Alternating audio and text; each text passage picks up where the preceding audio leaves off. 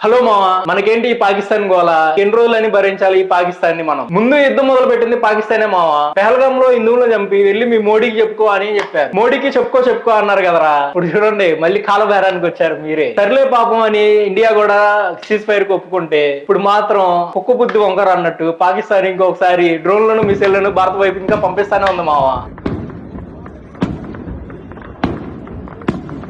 ఈ విషయం మనకి ఎట్లా తెలిసిందంటే కాశ్మీర్ సీఎం గారు ట్విట్టర్ అకౌంట్ లోంచి షేర్ చేశారు ఇన్ఫర్మేషన్ ని. సీజ్ ఫైర్ అని కాలబేరానికి వచ్చిన పాకిస్తాన్ ని సర్లే పోనీలే అని మోడీ గారు కూడా ఒప్పుకున్నట్టే ఒప్పుకొని పాకిస్తాన్ మళ్ళీ ఇంకొకసారి భారత వైపుకి డోర్లను మిసైళ్లను మళ్ళీ ఇంకోసారి పంపించింది మావా. ఏం చేస్తాం, ఈ పాకిస్తాన్ కుక్క బుద్ధి మాత్రం మారదని మన దేశాన్ని మొత్తానికి ప్రపంచం మొత్తానికి అర్థమైపోయింది మావా. ఈ దెబ్బతో ట్రంప్ మాట కూడా లెక్క చేయకుండా భారత పైకి మిసైళ్లను డ్రోన్లను పంపించింది పాకిస్తాన్. పాపం మధ్యలో ఉన్నందుకు ట్రంప్ మావను కూడా మోసం చేసింది మావా ఈ పాకిస్తాన్. ఏం చేస్తాం, వీళ్ళు కుక్క బుద్ధి మాత్రం ట్రంప్ కి ఇప్పుడు బాగా అర్థమైనట్టుంది. అయితే ఈ పాకిస్తాన్ కి ఇంత ధైర్యం ఎక్కడి నుంచి వచ్చింది అనుకుంటే $1.3 బిలియన్ అప్పున అయితే పాకిస్తాన్ కి శాంక్షన్ చేసింది వరల్డ్ బ్యాంక్. ఈ ధైర్యం చూసుకొని పాకిస్తాన్ విచ్చలవిడిగా డ్రోన్లను మిసైళ్లను భారత వైపు పంపిస్తుంది. ఇందులో ఆశ్చర్యం ఏంటంటే కారణం కూడా మన ట్రంప్ మావే మావా. ట్రంప్ ఇంత హెల్ప్ చేసినా గానీ పాకిస్తాన్ కి ట్రంప్ ను మాత్రం మోసం చేసింది మావా పాకిస్తాన్. ట్రంప్ ను ఎలా మోసం చేసిందంటే సీజ్ ఫైర్ కు ఒప్పుకున్నట్టు ఒప్పుకొని ట్రంప్ మాటలు కూడా లెక్క చేయకుండా ఒప్పుకున్న 3 గంటల్లోనే భారత పైకి డ్రోన్లు మిసైల్ను ఇంకోసారి పంపించింది మావా. ఇదంతా పక్కన పెడితే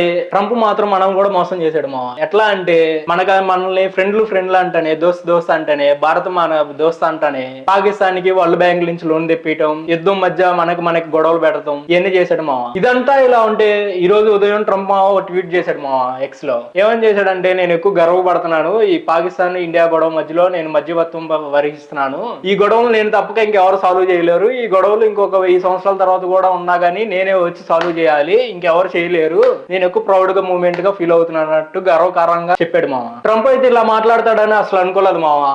ఎప్పుడు ఇండియా గురించి మంచిగా చెప్తా I love India, I love Bharat అంటానే ఉంటాడు. కానీ ఇట్లా ఇది మోనర్క్ టైప్ గా నేనే సాల్వ్ చేస్తా, నేనే ఉంటా అన్నట్టు మాత్రం తన ప్రవర్తనలో మార్పు వచ్చింది. ఈ రోజు నుంచి ఏదో ఒకటి అప్డేట్ లో మీ ముందు ఉంటాను మావా. Please like and subscribe.